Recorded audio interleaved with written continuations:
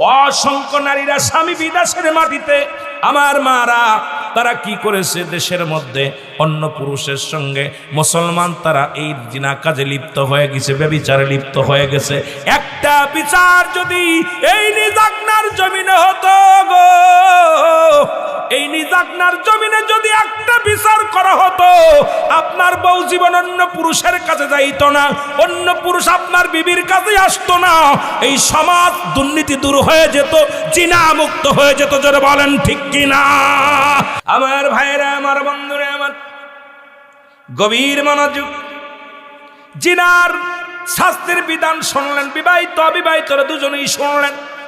এতদিন শোনেন নাই, পাপ করেছেন, আল্লাহ তো মাফ করব। আজকে যেহেতু শুনে গেলেন, তওবা করেন, কারণ তওবার দরজা খোলা। তৎকালীন জামানায় রাসূলুল্লাহর দরবারে এক যুবক এসে বলে, ইয়া রাসূলুল্লাহ, ইয়া হাবিবাল্লাহ, নবী গো, আপনি আমারে তওবা করে দেন। নবী বলে, কেন, কি হয়েছে, তওবা করো। ডাক দে বলে, নবী গো,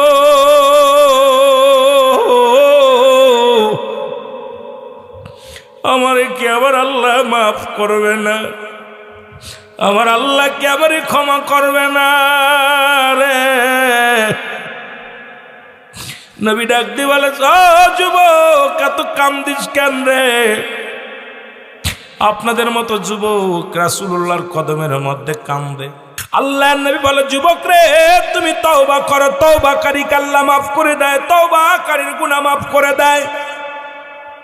যুবক বলে, নবী গো, আমি এত বড় অপরাধ করেছি, এত বড় অন্যায় করেছি, আমার গুনাহ মাফ হবে আমার বিশ্বাস হয় না নবী গো। নবী বলে, যুবক রে, এমন কি অন্যায় করেছে বলো? বলে, নবী গো, মক্কা মদিনার জমিনে শুনেছি, নবী গো, আপনি শুনেছেন মক্কা মদিনায় কাফনের কাপড় চুরি হতো।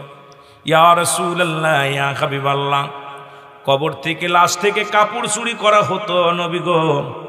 সেই কবরের কাফনের কাপড় আমি চুরি করতাম। ইয়া রাসূলুল্লাহ, ইয়া হাবিবাল্লাহ, যত লাশ মক্কা মদিনার কবর থেকে যত কাফনের কাপড় চুরি হয়েছে, আমি চূড়া ওই কাপড়ের কাপড়গুলো চুরি করেছি গো। আল্লাহর নবী কয়, যুবক রে, দুনিয়ায় কি আর কোনো কাজ পাস নাই? মানুষের শেষ সম্বল যাবার কালে 3 টুকরা কাপড় পরিয়ে দেয়া হয়, এটাও তুই ছিনিয়ে নিছিস রে যুবক। যুবক রে, তুই অপরাধ করেছিস, এত বড় অপরাধ করেছিস।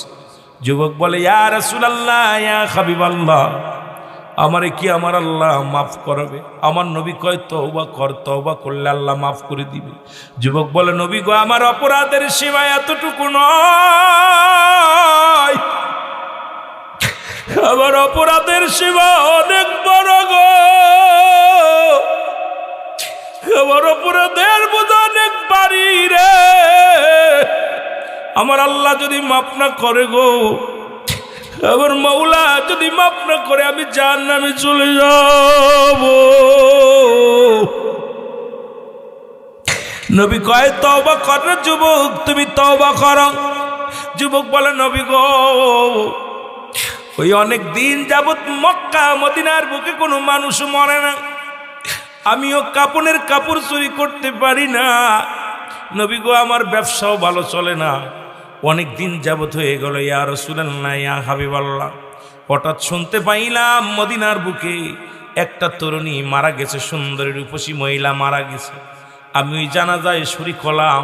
ইয়া রাসূলুল্লাহ, ইয়া হাবিবাল্লাহ, যখন তাকে দাফন করা হলো, আপনজনেরা যার ঘরে চলে গেল। নবী গো, আমি রাতের অপেক্ষায় বসে থাকলাম, কখন রাত হবে, তারপরে কবর খরব করে কাফনের কাপড় চুরি করব। রাত যখন নির্জন হয়ে গেল, যার ঘরে ঘুমায় গেল। ইয়া রাসূলুল্লাহ, আমি আস্তে আস্তে গোরস্থানে প্রবেশ করলাম। গোরস্থানে প্রবেশ করিয়া কাফনের কাপড় যখন খুলে নিলাম রে, এরপরে কবর থেকে কাফনের কাপড় নিয়ে যখন উঠতেছিলাম, কবর থেকে ওই মেয়েটা আওয়াজ একটা শুনতে পেলাম, যুবকরে, আমি অসহায়, তোমারে কিছু বলতে পারলাম না। জীবনে আমি সতী নারী ছিলাম, আমার সতীত্ব কেউ নষ্ট করে নাই, আজকে তুমি আমার সতীত্ব নষ্ট করলা। আমি আল্লাহর আদালতে মামলা দিলাম, আমার আল্লাহ যেন কোনোদিন তোরে মাফ না করে। জোরে জোরে চিল্লায়া বলা যাবে না আল্লাহু আকবার। যে কথাগুলো বলতেছি দিলের কান্ডা লাগা শুনেন। যুবক বলি ইয়া রাসূলুল্লাহ, ইয়া হাবিবাল্লাহ, ওই নারী আমি এরপরে কাপড়টা নিয়ে আমি ঢুকলাম, বাড়ি গেলাম, গোসল করলাম, খানা খেয়ে যখন বিছনায় গেলাম নবী গো, এরপর থেকে একটা দিন আমি ঘুমাইতে পারি না। যখন আমি ঘরে যাই ওই আওয়াজটা বারবার ভেসে আসে, যুবক রে তোর মরতে হবে। ও যুবক, যুবক, তুমি আমার সামনে জিনা করলে, আমি তোমারে বাধা দিতে পারি নাই, আমি আল্লাহর আদালতে মামলা দিয়ে রাখলাম, আল্লাহ যেন কোনোদিন তোমারে ক্ষমা করে না। জোরে বলো আল্লাহু আকবার। ইয়া রাসূলুল্লাহ, ইয়া হাবিবাল্লাহ, নবী গো, নবী গো, আমারে কি আমার আল্লাহ মাফ করবে? যুবক বাবারা শোন, যদি কোনো পুরুষ কোনো নারীর দিকে খারাপ নজরে তাকায়, কোনো নারী যদি কোনো পুরুষের দিকে খারাপ নজরে তাকায়, এর জন্য চকির জিনার কারণে ইয়াউমাল কিয়ামতের ময়দানে নবী কয়, যুবক রে তুমি দূর হয়ে যাও, আমার কদম থেকে তুমি দূর হয়ে যাও। যুবক বলে ইয়া রাসূলুল্লাহ, ইয়া হাবিবাল্লাহ, আমারে তো আমার আল্লাহ ক্ষমা করবেনি। নবী কয়, যুবক রে সরে যাও। যুবক কান্না শুরু করে দিল, আমার কদম থেকে দূর হয়ে যাও। যুবক কাঁদতে কাঁদতে দূর হয়ে গেল। একদিন নয়, দুদিন নয়, 40টা দিন এক গ্লাস পানিও খায় না, পাতাও খায় না, ওই গাছের লতা পাতা খায় আর কান্দে, আল্লাহ মাফ করে দাও, কোনো খানা খায় না। জঙ্গলের মধ্যে কাঁদতে কাঁদতে যুবকের চোল দিয়া গা হয়ে গেছে, পানি পড়তে পড়তে রে চোখে মুখে গা হইয়া খসে খসে পড়ে। 40টা দিন শুধু চিন্তা, 24 ঘন্টায় শুধু কান্দে, আল্লাহ আমারে কি তুমি মাফ করো বাড়ি। যুবক বন্ধুরা শুনে রে, কদিন কাঁদছি রে, কদিন অন্যায় করে কদিন কাঁদছি, একদিনে তো কাঁদিস নাই, আল্লাহর দরবারে ধরা পড়ে যাব রে মুসলমান। 40টা দিন কাঁদা পড়ে কি জন এলখামের মধ্যে বলে, যুবককে তোর কান্না আল্লাহ সহ্য করতে পারে নাই, যারে যুবক যা তোরে আমার মাওলা মাফ করে দিছে। যুবক নবীজির কদমে আসলেন। নবীজি বলেন, যুবক রে তুমি আবার কেন আসছো? বলে, হুজুর আমার যদি আপনি বিতাড়িত করে দেন, কোথায় যাব? যাওয়ার জায়গা নাই, আমি ইন্তেকালের পরে আমার জন্য জাহান্নাম,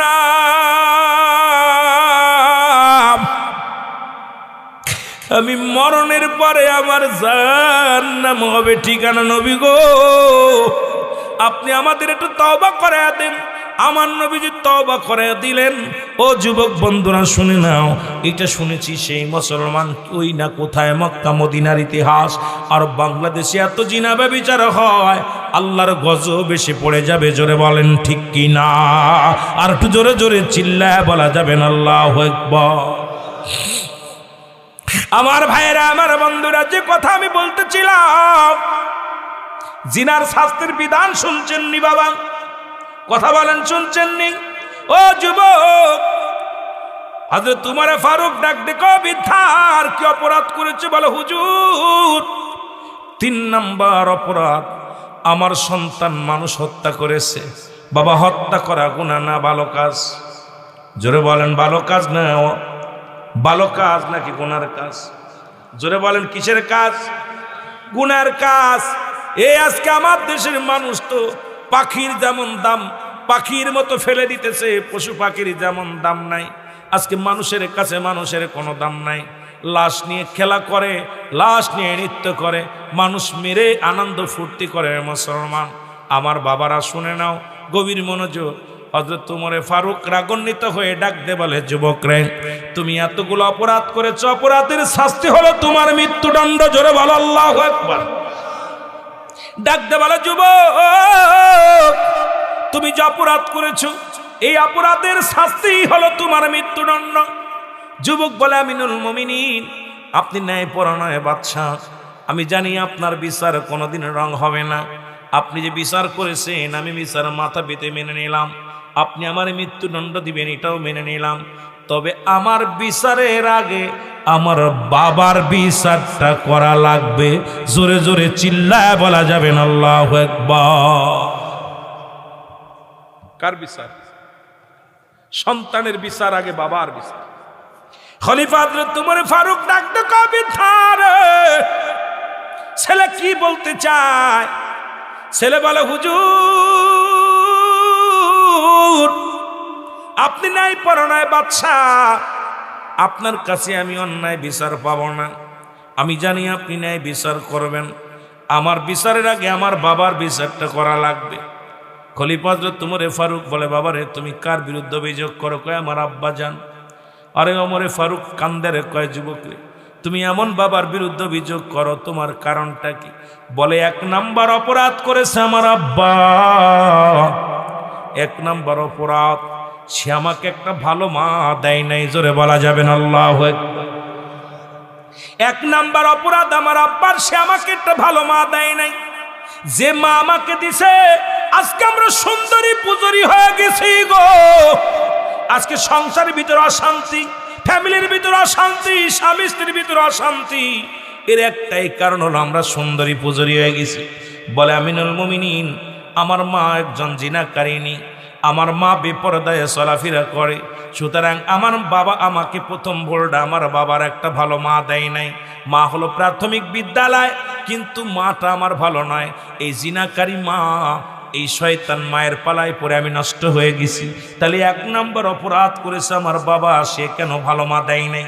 আমি যুবকদের অনুরোধ করবো, যুবক যদি তোরা বিয়ের বয়স হয়ে যায়, যারা করেছিস তারা তো করেছিস, যারা করিস নাই বাবা মার কাছে দাবি করবি, একটা কালো মেয়ে বিয়ে কর, একটা রিক্সা চালকের মেয়ে বিয়ে কর, একটা ভ্যান চালকের মেয়ে বিয়ে কর।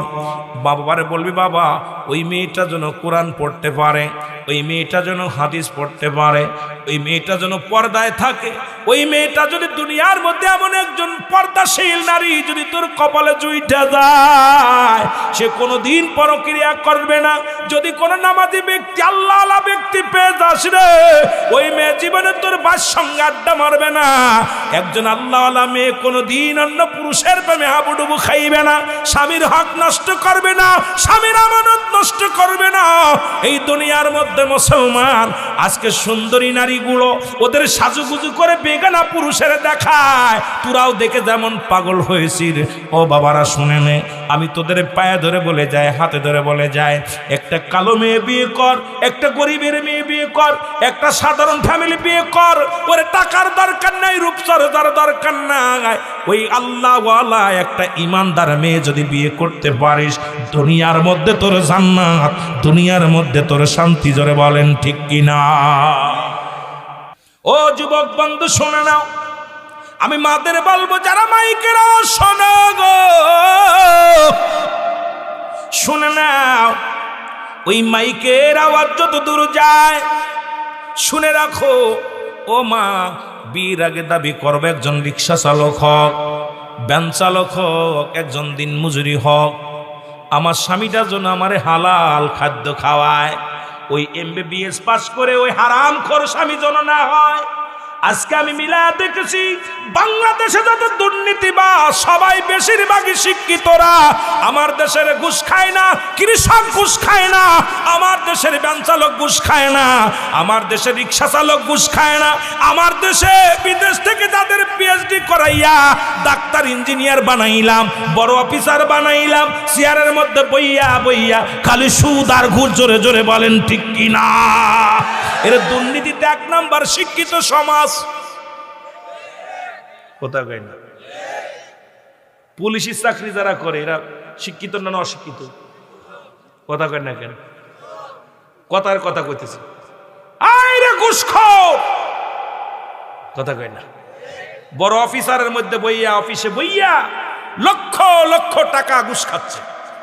আমার দেশের কৃষক দুর্নীতিবাজ না, আমার দেশের ভ্যান চালক দুর্নীতিবাজ নয়, আমার দেশের রিক্সা চালক দিন মজুরি যারা আছে এরা দুর্নীতিবাজ নয়, এরা পেটনীতিবাজ। 2-4 ডাল ভাত খেয়ে বাঁচলেই যথেষ্ট। কিন্তু আমার দেশে যারা বিদেশ থেকে লেখাপড়া করে ডিগ্রি নিয়ে দেশে আসলো, ওই চেয়ারের মধ্যে বসে হারামখোর লক্ষ লক্ষ টাকা ঘুষ খায়। জোরে বলেন ঠিক কিনা? এই হারামখোররা দেশটা খাইল। জোরে বলেন ঠিক কিনা? কারণ এই হারাম খাইয়া খাইয়া সন্তানাদি জন্ম দিতেছে, ওরা হারামখোরি হচ্ছে, ওরাও বড় হয়ে অফিসার হচ্ছে আর হারাম খাচ্ছে। জোরে বলেন ঠিক কিনা? আমার ভাইয়েরা, আমার বন্ধুরা, আমার মাদের বলবো, মা বিয়ের বয়স যখন হয়ে যাবে দাদির কাছে, নানির কাছে, মার কাছে, বাবার কাছে দাবি করবা, এমন একটা জামাই দিবা, সে ভ্যান চালক হোক, রিক্সা চালক হোক, সে যেন নামাজি হয়। সে যত বড়ই কঠিন কাজ করুক, সে যেন নামাজি হয়। আমি বড় অফিসারের দরকার নাই, আমাকে এমন একটা স্বামী দিবা। ওরে মুসলমান, মা ফাতেমার স্বামী যেমন ছিল দিনমজুরি, রাহমাতুল্লিল আলামিন, মাটি কাটছে, মাটি টানছে। আরে মুসলমান, আমার নবী, আপনার নবী যদি এত কষ্ট করতে পারে, নবীদের জীবনী পড়েন, সাহাবীদের জীবনী পড়েন। এই হারামখোরের আজকে দুনিয়ার মধ্যে মুসলমান দাবি করো, মা মা গো, আমাকে একটা সৎ চরিত্র মানুষ দাও, আমাকে একটা আদর্শবান মা। সেই ছেলেটার দিনমজুরি হোক, আমাকে যেন হালাল খাদ্য খাওয়ায়, আমাকে যেন পর্দার মধ্যে রাখে, আমাকে যেন ল্যাংটা করে বাজার ঘাটে ঘোরাঘুরি না করায়, আমাকে যেন ইসলামের বিধান অনুযায়ী লালন পালন করে। এমন একটা স্বামী যদি তোর জীবনে এসে যায় রে মা, তোর জীবন ধন্য। ওই নামাজি হালাল খোর বান্দা যদি তোর কপালে জুইটা যায়, তোর মতো শান্তি আর দুনিয়াতে কেউ নাই। জোরে বলেন ঠিক কি না?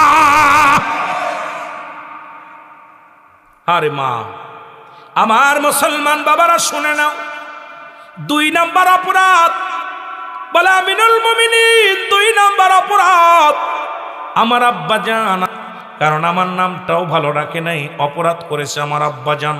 এখন আমার দেশের অধিকাংশ নাম রাখা হয়ে যায় বাসর রাত্রেই নাম হয়ে যায়।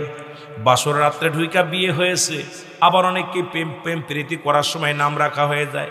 প্রেমিক প্রেমিকা গাছতলার দ্বারা একাই সকিনারে, তোদের সঙ্গে তোর সাথে যদি বিয়ে হয়ে যায়, যদি একটা মেয়ে হয় নাম রাখবো চম্পাবতী, ও কায় যদি ছেলে হয় নাম রাখবো করিম মিয়া। ঠিক কিনা? কত কই না? আবার বাসর রাত্রে নাম হয়ে যায়, বিবাহের রাত্রে এখনো মিলন হয় নাই, বাসর রাত্রে প্রবেশ করে কায় স্বামী, জীবনে আশা ছিল বিয়ের পরে একটা মেয়ে হবে, মেয়েটার নাম রাখবো আমি কারিনা। কি নাম? স্বামী কয় না না, আমার একটা ছেলে হবে, ছেলেটার নাম রাখবো আমি শাহরুখ খান। কি খান?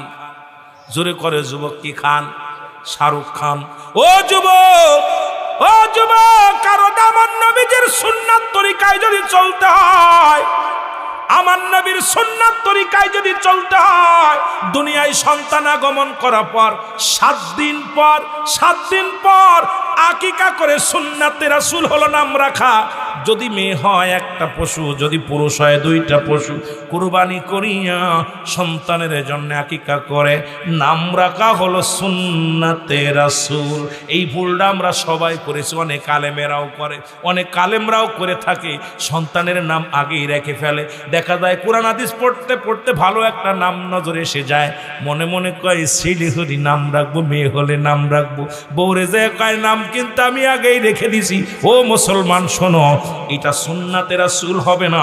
সুন্নাতে রাসূল যদি করতে চাও, তাহলে মুসলমান এই সুন্নাত তরিকায় যদি নাম রাখতে হয়, দুনিয়ায় সন্তান ডেলিভারির 1 দিন আগে নাম রাখা যাবে না, 7 দিনের 1 দিন আগে। কথা বোঝেননি? সন্তান ছেলে হোক আর মেয়ে হোক, দুনিয়ায় ভূমিষ্ঠিত হওয়ার পর 7 দিনের 1 দিন আগে নাম রাখা দূরত্ব নয়, নামটা রাখতে হবে। সুবহানাল্লাহ বলেন না? আর একটু জোরে বল আল্লাহু আকবার। এ মুসলমান, 2-3 নাম্বার হলো, 3 নাম্বার অপরাধ আমার বাবার, আমার আব্বা জান আমারে কোনোদিন কোরআনের জ্ঞান, ইসলামের জ্ঞান শিক্ষা দেয় নাই। অধিকাংশ সন্তানের কারণে অধিকাংশ বাবা মা জাহান্নামে যাবে। অনেক হাজিরে জাহান্নামে লাতই পাঠাবে। সন্তান ডাক দেবে হাজি জান্নাতে চলে যাবে, ডাক দে বলবে হাজি সাহেব দাঁড়াও, হাজী সাহেব কয় দাঁড়ায়া যাবে, কয় বাবা গো তুমি হজ করে এসেছিলে, ঠান্ডা রাত্রে তুমি নামাজ পড়তে যাইতা, তসবি পড়তা, একদিনে তো ডাকো নাই রুহুল আমিন ওঠো নামাজে যাইতে হবে, একদিনে তো রাগ করো নাই, একদিনে তো খাবার বন্ধ করে দাও নাই, বাবা গো আজকে তুমি জান্নাতে যাও, দাঁড়াও, তুমি জান্নাতে যাবো, আমি জান্নাতে যাবো, মেনে নেব না। বাবার বুকের মধ্যে সন্তান এসে লাথি মারবে, আমার আল্লাহ বলবে ফেরেশতারা রে যা যা, ওই সন্তান বাবারে দুইটা কি জাহান্নামে ঢুকা। অধিকাংশ মেয়ে এসে বলবে আব্বা জান কোথায় যান, মাওলানা সাহেব কই যান, সারা জীবন ওয়াজ করছেন, মসজিদ ইমামতি করছেন, আমি বেপরদা নারী, বাড়িতে বুরকা পরে যে গোপনে গোপনে প্রেম করতাম, একদিন তো কলেজে খবর নেও নাই, নামাজ পড়ি নাই, পর্দা করি নাই, বাবা গো তুমি তো ইমাম সাহেব ছিলা, আজকে বাঁচতে চাও, জান্নাতে যাও, দাঁড়াও, আমি তোমার কন্যা, একদিনও তো কঠোর পর্দার জন্য আমাকে তাগিদ দাও নাই, একদিনও তো নামাজের জন্য তাগিদ দাও নাই, একদিনও তো পর্দার জন্য তাগিদ দাও নাই, আজকে জান্নাতে যাবে, দাঁড়াও, আমি জাহান্নামে যাব। সময়ে বাবার কলিজার মধ্যে লাথি মারবে, বাবা মেয়ে কি জাহান্নামে ঢোকানো হবে রে মুসলমান, শুনে নাও, কারণ এই সন্তানের কুকর্মের কারণে বাবা দায়ী হয়ে যাবে। বাবাগুলো বাবারা এই সন্তান আমানত রাখছে, আমার আল্লাহ খেয়ানত করার অধিকার নাই, এই জন্য তাদেরকে নিম্নতম আপনার কিছু সূরা কিরাত শিখাইতে হবে, নামাজের নিয়ম কানুন শিখাইতে হবে, জানাজার নিয়ম কানুন শিখাইতে হবে, কোনটা হালাল কোনটা হারাম এগুলো তারে বুঝাইতে হবে। ও যুবক, অধিকাংশ বাবারা গার্জিয়ানরা ধরা পড়ে যাবে, আমি তোদের পায়ে ধরে বলে যাই, বড় ডিগ্রি নিয়ে দুঃখ নাই, বড় ডিগ্রি নিয়ে এমবিবিএস পাস করাও, ডিগ্রি নিয়েও মুসলমান যত পিএইচডি করাও দুঃখ নাই, নিম্নতরের সন্তানের কোরআনের জ্ঞানটা দাও, কোনটা হালাল কোনটা হারাম বোঝার ক্ষমতা দাও, ওরে নামাজ পড়তে পারে 10টা সূরা মুখস্থ করাও, মুসলমান জানাজার নিয়মটা শিখাও, সূরা কিরাতগুলো শিখাও, এটা যদি শিখাইয়া যদি তুমি দুনিয়ার মধ্যে থেকে বিদায় নিতে পারো, ওই সন্তানের দ্বারাই তুমি কামিয়াব হবে কবরে শুইয়া। মুসলমান জোরে জোরে চিল্লায় বল আল্লাহু আকবার। ও যুবক, যুবক ডাকতে বলে আমিনুল মুমিনিন, আমার ভিতরে এই জ্ঞান না থাকার কারণে আমি নষ্ট হয়ে গেছি রে, আমার ভিতরে এই জ্ঞান না থাকার কারণে আমি খুন, আমি জিনা, আমি দুনিয়ার মধ্যে মাদক সেবন করি রে, আমি নষ্ট হয়ে গেছি, আল্লাহ নবীর সাহাবী, এই জন্য আমি নষ্ট হওয়ার পিছনে মূল দায়ী আমার বাবা মা। এই সন্তানের অভিযোগ করবে আল্লাহর দরবারে, ঠিক একই রকম খলিফা হযরত ওমর ফারুক ডাক দে কয় বিদ্যারে, সন্তান নষ্টের মূল হলো তুমি, মৃত্যুর জন্য প্রস্তুতি হও।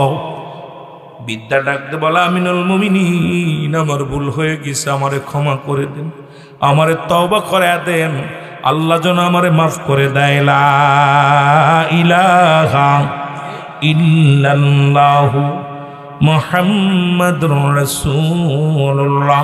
জোরে জোরে চিল্লায় বলা যাবে না সুবহানাল্লাহ। আমি যুবকদের বলে যাই, মাদক সেবন ছেড়ে দাও, মাদকের ব্যবসা ছেড়ে দাও। ও যুবক, বিড়ি সিগারেট ফেলে দাও। আমার ওয়াসিল আজকে কবর হাসরের দিকে যাইতে চেয়েছিলাম, মুর্দা গানের দিকে। মুসলমান শুনে নাও, শুনে নাও, বাবার আদেলের কান্ডা লাগায় শুনে নাও, মাদক ব্যবসা ছেড়ে দাও। ওই মুখের মধ্যে কবরে তো আগুন পাবি রে বাবা, আগেই মুখের মধ্যে আগুন লাগায় দিলি, আর মুখের মধ্যে আগুন লাগায় দিলি, কবরে আগুন পাবি, কবরে আগুন পাবি রে বাবা, কবরে আগুন পাবি। এই জন্য আজ থেকে তওবা করবো, আমরা মাদক সেবন খাবো না, গাঁজা খাবো না, মদ খাবো না, বিড়ি খাবো না, সিগারেট খাবো না। আজ থেকে যত মাদক আছে, যেটা মানুষ বা যেটা হারাম, আজ থেকে আমরা এগুলো পান করবো না। কে কে রাজি আছো একটু হাত দুখানা তুলে দেখা। আল্লাহ তুমি কবুল করে নাও, জোরে বলেন আমিন, আরো জোরে বলেন। বড় কষ্ট, বড় কষ্ট। আমি কয়েকদিন আগে একটা দেখলাম, বুড়ো বুড়ো মানুষ, আজকেও দেখলাম, একবার যদি নবীর প্রেমিক হইয়া মরতে পারো, মাওলার গোলাম হইয়া যদি মরতে পারো গো, তোমার জন্য হবে জান্নাত। জীব জোরে বলো ঠিক কিনা। আর একটু জোরে বলো ঠিক কিনা। এখন মুসলমান কজন ব্যক্তি যদি বলি বাবা ফজরে কজন নামাজ আদায় করছো, হয়তো তাতে কোন আজকের মাহফিলে 50 জন উঠবে কি উঠবে না জানি না। এটা দুঃখজনক বড় ব্যাপার রে বাবা। ওয়াজ শোনা যেমন ওয়াজ শোনা ফরজ নয়, ওয়াজ শোনা হলো নফল বন্দেগী, নামাজ ছিল ফরজ, কিন্তু আমরা অনেকেই ফরজ ছেড়ে দিয়া সুন্নাত নফল নিয়ে টানাটানি শুরু করেছি রে বাবা। আমি বলতেছিলাম মুসলমান শোনে নাও, এবার রাত শুরু করলাম, দিনে তোমার মৃত্যু হয় না, রাত্রে তোমার মরণ হবে, এর মধ্যে কোনো সন্দেহ নাই। রাতের শুরু হলো মাগরিব রে বান্দা, 3 রাকাত ফরজ নামাজ তুমি আদায় করলা, তুমি হয়ে গেল আল্লাহর গোলাম। 2 রাকাত সুন্নাত নামাজ তুমি আদায় করলা, সঙ্গে সঙ্গে হয়ে গেল তুমি আমার রাসূলের প্রেমিক। এখন রাতের মধ্যে যদি তোমার মরণ হয়, তোমার মৃত্যুটা হবে রাসূলের প্রেমিক আল্লাহর গোলাম। জোরে জোরে চিল্লায়া বলা যাবেন আল্লাহু আকবার। মদিনা যাইতে পারলাম না, মদিনা, আরো জোরে বলেন মদিনা যাইতে পারলাম না, মদিনা। আমি অসহায় তাই এত দূরে রয়ে ভালো অসহায়, দূর থেকে সালাম জানাই, শুধু দূর থেকে সালাম জানাই, মদিনা যাইতে পারলাম না, মদিনা।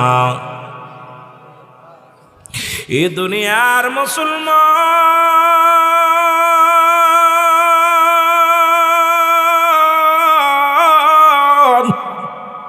আমি যে কথা বলতেছিলাম, দিন রাত সব শেষ করলাম, আমাদের দ্বারে গিলে না। আমার নবীর সঙ্গে জান্নাতে যেতে চাও কে কে একটু হাত দুখানা তুলে দেখাও। নারে তাকবীর, নারে রিসালাত, আরো জোরে বলেন নারে রিসালাত। এ যুবক, একটা যুবক যদি এই বাদি জাগনার জমিনে যদি একটা বিচার করা হতো গো, আমার বিশ্বাস এই নি জাগনার জমিন থেকে জিনা ব্যভিচার পালায়া যত। জোরে বলেন ঠিক, আর একটু জোরে বলেন ঠিক কিনা। এ তো গেল অবিবাহিত নারী অবিবাহিত পুরুষের জন্য। যদি কোন বিবাহিত নারী বিবাহিত পুরুষ জিনা করে, ও যুবক শোন, আমার দেশে এখন জিনায় ভরপুর হয়ে গেছে, এত পরিমাণ জিনা ব্যভিচার শুরু হয়েছে রে মুসলমান। একটু দিলের কান্ডা লাগা শুনে নাও, যদি কোনো বিবাহিত নারী বিবাহিত পুরুষ জিনা করে, শাস্তির বিধান তাকে সর্বপ্রথম নাভি পর্যন্ত মাটির নিচেই পড়তে হবে, বুক পর্যন্ত কঙ্কাল নিক্ষেপ করতে হবে, পাথরে সুরে মারতে হবে, যতক্ষণ পর্যন্ত মৃত্যুবরণ না করবে। এ মুসলমান শোনো, যতক্ষণ পর্যন্ত মৃত্যুবরণ না করবে তাকে প্রহার বন্ধ করা যাবে না, তাকে মারতেই হবে বাবা। এবং মৃত্যুবরণ হয়ে গেছে নিশ্চিত যখন বুঝবেন, তখন তার দেহটা লাশটা খুশি উঠাইবেন, উঠায়া দিবালয়। ওই বিবাহিত নারী বিবাহিত পুরুষ কোনো দাফন পাবে না, কাফন পাবে না, কোনো জানাজা পাবে না। দিবালয়ে মানুষের সামনে কুকুর শিয়ালদের লাশটা খাওয়া দিতে হবে। কোনো বিবাহিত নারী বিবাহিত পুরুষ কোনো জানাজা পাবে না। এখন এই নিজাগনার জমিনে অসংখ্য জিনাকারী পুরুষ আছে, অসংখ্য জিনাকারী নারী আছে, নাই বলেন? কথা বলেন আছে কি নাই? তাহলে মুসলমান শোনো, আমি তোমাদের বলে যাই, এই সমস্ত জিনাকারীরা বাবা, যে সমস্ত বিবাহিত নারীরা আজকে পরের বউ নিয়ে চলে যাও, পরের বউর সঙ্গে চলে যাও, ফষ্টি নষ্টি করো বাবা। যারা অন্যর মেয়ের দিকে, বিবাহ বউ থাকতে ঘরে বউ থাকতে শালীর দিকে নজর, ঘরে বউ থাকতে অন্য নারীর দিকে নজর, স্বামী থাকতে অন্য পুরুষের দিকে আকৃষ্ট হয়ে যাও। বাঁচাও ইমান, বাঁচাও দেশ, ইমানও বাঁচানোর দরকার। ও মুসলমান, দেশকেও বাঁচানোর দরকার, যদি বলেন ঠিক কিনা। উপদেশ দিয়ে গেলেন আনোয়ারুল ইসলাম ফারুকী সাহেব, এক উপদেশ দিলেন, বলেন বাবা পীর যার সুন্নিয়াত সবার। সাহেব কেবলা বললেন বাঁচাও ইমানও বাঁচাইতে হবে, দেশও বাঁচাইতে হবে। আর দেশ বাঁচানোর জন্য যুব সমাজের অগ্র অবজাত বেশি করা লাগবে, এদেরকে বেশি ফেস হতে হবে। এই জাতি যখনই কোনো জাতি কোনো মহল্লার যুব সমাজ যখন আল্লাহমুখী হয়ে যায়, রাসূলমুখী হয়ে যায়, অসংখ্য নবীর সাহাবীরা ছিলেন যুবক, আর যুবকদের জান্নাতের সরদার হলো আল হাসান আল হুসাইন। যুবক বয়সে 18 বছরের যুবক আর 16 বছরের যুবতী হবে জান্নাতি। আজকের ময়দানটা আল্লাহ কবুল করে নিও, জোরে বলো আমিন। নবীজি বললেন সাহাবীরা রে, আমি নবী তোমাদের হাত ধরে জান্নাতে নিব। মুসলমান আলোচনা শুনিয়া নবীজি ওয়াজ করলেন 5 ওয়াক্ত নামাজ সালাত গো, কোন ব্যক্তি যদি সময় মতো মতো আদায় করতে পারে, আল্লাহর নবী তার হাত ধরে জান্নাতে নিবে, জোরে বলা যাবে না। নবীর একজন সাহাবী ছিল, নাম হলো আব্দুল্লাহ আনসারী। নাম কি? জোরে বলো, নাম কি? আব্দুল্লাহ আনসারী নামে এক সাহাবী গো। রাসূলের কাছ থেকে আলোচনা শুনে যে সময় একটু বেশি হয়ে গেছে, বাড়িতে যা পর বিবি ডাকতে বলে স্বামী দেরি হলো কেন? বলে বিবির আজকে আমার নবী ওয়াজ করছে, মজার একটা ওয়াজ। আজকে আমির হুল আমিন ওয়াজ করলাম, আমার নুরুল্লাহ ভাই ওয়াজ করছে। মুসলমান শোনো, কি ওয়াজ করছি? বাড়ি নেওয়ার দরকার আছে কি না? জোরে বলেন, বাড়ি নেওয়ার দরকার আছে কি না? ডাকতে বলে বিবিরে, আমার নবী ওয়াজ করছে কোনো ব্যক্তি যদি 5 ওয়াক্ত নামাজ 5 ওয়াক্ত সালাত সময় মতো আদায় করতে পারে, আল্লাহর নবী তার হাত ধরে জান্নাতে নিয়ে যাবে। জোরে জোরে চিল্লায় বলা যাবে না সুবহানাল্লাহ। বিবি ডাকতে বলে স্বামী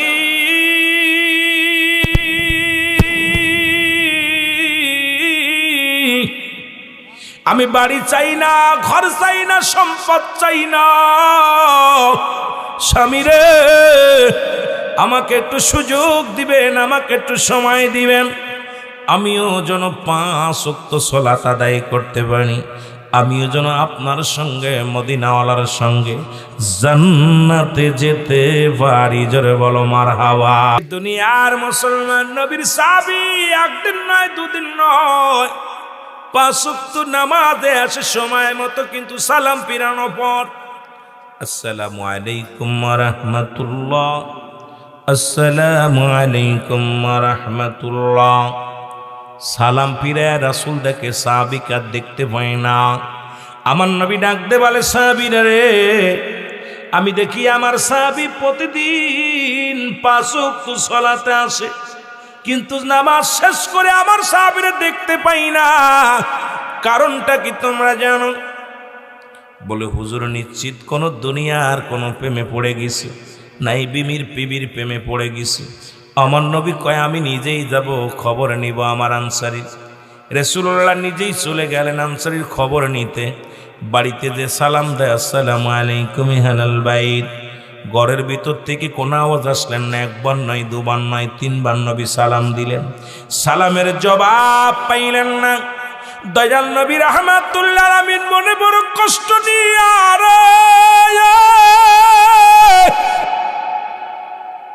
রাসূলুল্লাহ ফিরে যখন আসতেছিল গো,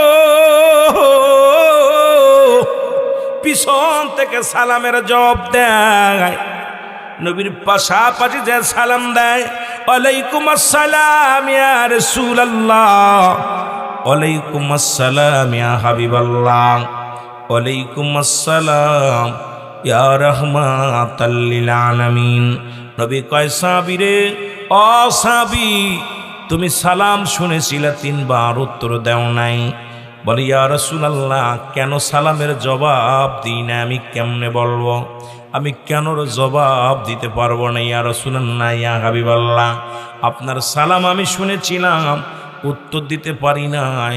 নবী কয় কেন দিলে না? বলে ইয়া রাসূলুল্লাহ ইয়া হাবিবাল্লাহ, যদি আপনি একটু আমার বাড়িতে যাইতেন তাহলে বলতে পারবো। আল্লাহর নবী বলে চলো যায়। নবীজির গেলেন সাহাবীর বাড়িতে, আব্দুল্লাহ আনসারীর বাড়ি যাইয়া গো যখন দরজাটা খুলে দিছে দেখে ভিতরে বিশাল একটা গর্ত খুঁড়া গো। নবীজি বললেন, সাহাবীরে তোমার ঘরের মধ্যে এত বড় গর্ত খোঁড়া কেন? বলে, ইয়া রাসূলুল্লাহ, ইয়া হাবিবাল্লাহ, এই দুনিয়ার মুসলমান শোনো, এই নিজাগনার জমিনে এমন কোন গরিব নাই রে, এমন কোন ফকির নাই যারা এক টুকরা কাপড় আছে, ঠিক কিনা? কত বলেন আছে যে সবচেয়ে গরিব তার 4-5 টুকরা কাপড় আছে, নামাজ ফাঁকি দিয়ে কেমনে আমার আল্লাহর কাছে জবাব দিবে? জবাব দেওয়ার সম্ভাবনায় নামাজ কাফের এবং মুসলমানদের মধ্যে পার্থক্য হলো নামাজ। মুসলমান নামাজ পড়ে, কাফের নামাজ ছাড়ে। আজকে মুসলমান শুনে নাও, আর যদি এক টুকরা কাপড় দিয়া নবীর সাহাবীরা নামাজ আদায় করতে পারে, আজকে আমি আপনি এত কাপড় থাকতো নামাজের ধারে যাই না, আল্লাহর দরবারে জবাব দেওয়ার সম্ভব আছে কি আছে? কথা কই না? দিবেন, উত্তর দিতে পারবেন? কোন রকম দেওয়া যাবে না। এই নিজ আগনার জমিনে যে ভিক্ষা করে খায় তারও 2-4টা কাপড় আছে। যদি কয় নামাজ নামাজ নামাজ পড়বেন, এরপরও নামাজি হয় না। অথচ নবীর সাহাবীরা নামাজের জন্য কত গুরুত্ব দিয়েছেন, কারণ জান্নাতের পিপাসায় পাগলগুলো ছিল। তারা সদা সর্বদাই দুনিয়ার মুখাপেক্ষী ছিল না, তারা মুখাপেক্ষী ছিল আমার মাওলার। জোরে জোরে বলেন ঠিক কিনা? এ দুনিয়ার মানুষ শুনে নাও, যেহেতু নামাজের গুরুত্ব বলতেছিলাম, 3টা বিপদ। নাম্বার 1 হলো মানুষের মরণ। মনে আছে? জোরে বলেন। মুর্দা গানের কথা বলতে যাইয়া প্রতিটা বাবা মার প্রতি 14টা হক আছে দুনিয়ার মধ্যে। 7টা হক হলো দুনিয়া থেকে বিদায়ের পরে, 7টা হক হলো দুনিয়ার মধ্যে জিন্দা থাকতে। বাবা মা যাদের মারা গেছে তাদের জন্য বলে যায় মুসলমান শোনো, যাদের আব্বা মা মারা গেছে তাদের ওসিয়ত ভালো করে শুনে নাও। 7টা হক আদায় করতে হবে। তার মধ্যে নাম্বার 1 হলো তাদের জন্য সবরেশনি করা, তাদের জন্য মাগফিরাত কামনা করা। আজকে এলাকার মানুষগুলো বড় ধন্য, যারা কবরে শুয়ে আছে তারা বড় খুশি হয়েছে, কারণ তাদের জন্য মাগফিরাত কামনা করা যায়, তাদের জন্য দোয়া করা যায়। জোরে জোরে চিল্লায় বলা যাবে না আল্লাহু আকবার। আমার ভাইরা, আমার নবীজি বললেন, সাহাবীরা রে, আমি কি তোমাদের এমন কোন আমল শিক্ষা দিব যা শুনলে তোমাদের অনেক ফায়দা হবে? ফায়দা হলো তোমরা কবুল আদের সব পাইবে। সাহাবীরা বলে, ইয়া রাসূলুল্লাহ, ইয়া হাবিবাল্লাহ, কি সেই আমল যা করলে এত বড় নেকি পাবো? আমার নবী বললেন, সাহাবীরা রে, তোমাদের যাদের পিতা মাতা দুনিয়ার মধ্যে জিন্দা আছে, যাদের আব্বা মা দুনিয়ার মধ্যে জিন্দা আছে, বাড়িতে শুধু সালাম দিবা, আসসালামু আলাইকুম বাবা, আসসালামু আলাইকুম মা, তোমার আমল নামায় একটা কবুল হজের সব লেখা হয়ে যাবে। জোরে বলা যাবে না সুবহানাল্লাহ? আর একটু জোরে বল আল্লাহু আকবার। আমার ভাইরা, আমার বন্ধুরা, আমার নবীর সাহাবীরা গুটি গুটি পায়ে সরতে লাগলেন। নবীজি দেখে সাহাবীদের চোখে পানি। রাসূল বলে, সাহাবীরা রে, তোমাদের চোখে কেন পানি?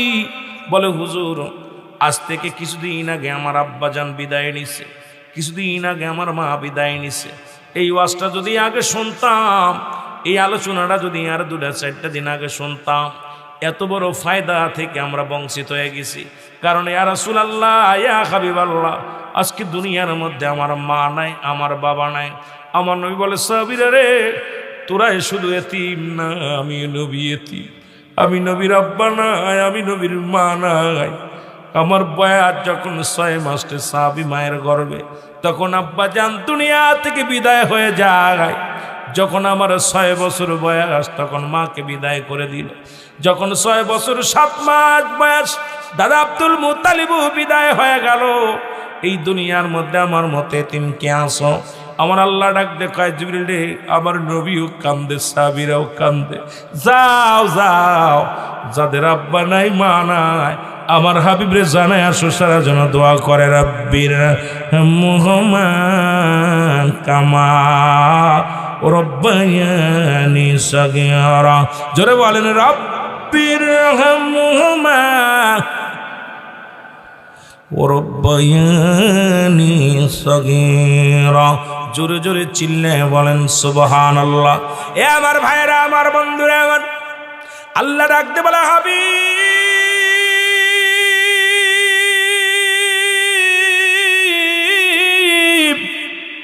যাদের বাবা নাই, যাদের মা নাই রে, তাদেরকে বলে দেন এইভাবে যেন ডাক দে, আমার রব, আমার প্রতিপালক, আমার আল্লাহ, পিতামাতার সগীরা গুনাহ মাফ করে দাও, কবিরা গুনাহ মাফ করে দাও, জানা গুনাহগুলো মাফ করে দাও, জানা গুনাহগুলো মাফ করে দাও।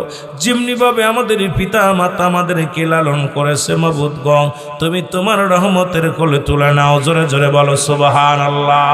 এ আমার ভাইরা, আমার বন্ধুরা, আমার এই জন্য মুর্দা গানের জন্য দুয়ার অনুষ্ঠানের মাহফিল কি বলবো গো। তিনটা জিনিস যখন জারি থাকে, নাম্বার 1 নেকামল, নাম্বার 2 হলো সদকায়ে জারিয়া, নাম্বার 3 হলো নেককার সন্তান। এমন সন্তান রেখে গেছি আমরা, এই সন্তানগুলোর জন্যই জাহান্নামে যাব আমরা, ধরা পড়ে যাব রে মুসলমান। কারণ এই সন্তানগুলো একদিন বাবার বুকের মধ্যে লাথি মারবে, মায়ের বুকের মধ্যে লাথি মারবে। অনেক গার্জিয়ানগুলো কিয়ামতের ময়দানে ধরা পড়ে যাবে, অনেক হাজী সাহেব ধরা পড়ে যাবে সন্তানের কারণে, অনেক মুফতি সাহেব ধরা পড়ে যাবে সন্তানের কারণে। ও মুসলমান শুনে নাও, তার একটা প্রমাণ আমি দিয়ে যাই। আমার ভাইরা, আমার বন্ধুরা, আমার এক বৃদ্ধা তার সন্তানকে হযরত উমরে ফারুক রাদিয়াল্লাহু তাআলা আনহুর কদমের মধ্যে ধরে নিয়ে আসলেন। জোরে বল আল্লাহু আকবার। আর একটু জোরে বল আল্লাহু আকবার। খলিফা হযরত উমরে ফারুক রাদিয়াল্লাহু তাআলা আনহুর কাছে যে সালাম দিলেন, আসসালামু আলাইকুম আমিনুল মুমিনিন, আমি আপনার কদমের মধ্যে আছি। নবী বলে, আমার নবী সাহাবী বলে, কেন? বলে, হুজুর, আমি জানি আপনি ন্যায় পরা নয় বাদশাহ একজন, আমার সন্তানের বিচার করা লাগবে, আমার ছেলের বিচার করা লাগবে। বৃদ্ধ তার সন্তানকে ধরে আনছে, আর আমরা যাই আদালতে ওই জিনাকারী সন্তানরে বাঁচানোর জন্যে, ওই ঘুষখোর সুদখোর সন্তানরে বাঁচানোর জন্যে, ওই গাঁজাখোর মস্তানদের বাঁচানোর জন্যে। এই গাঁজাখোরের বাবা, মদখোরের বাবারা শুনে না ওয়াজটা ভালো করে। এই মুসলমান শোনো, নারী খোরের বাবারা ভালো করে শুনে নাও। বিদ্যা ডাকতে বলে, আমিনুল মুমিনিন,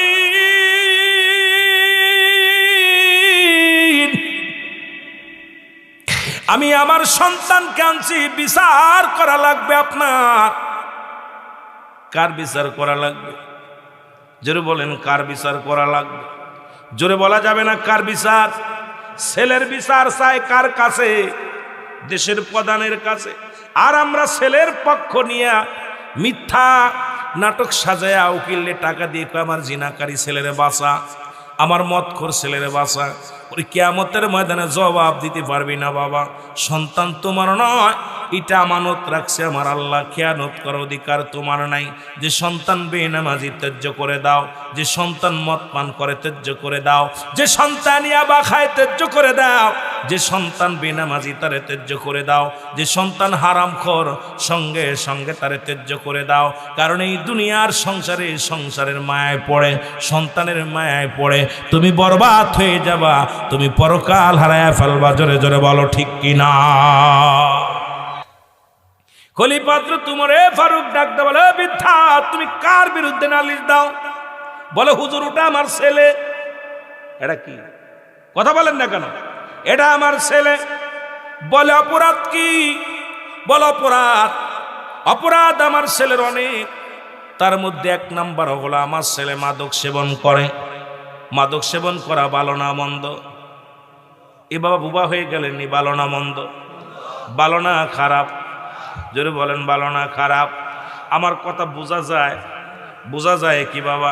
এত রাত জেগে কষ্ট করে বসে আছেন, বাবারে আলোচনা শুনতে হবে, কিছু নিয়ে যেতে হবে।